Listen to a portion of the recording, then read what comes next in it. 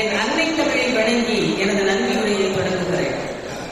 ஒரு குழந்தை பிறந்தால் வீடு மகிழும். இந்த குழந்தை பிறந்ததா நாடு மகிழ்ந்தது, செட்டி நாடே கழிப்புற்றது. நன்றி மீனாவன்.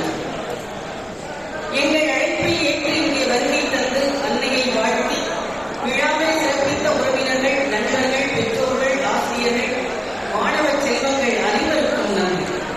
பூரண கும்ப மரியாதை தந்த மாணவ செல்வங்கள், இறைவணக்கம் பாடிய மாணவ மாணவிகளுக்கு நன்றி.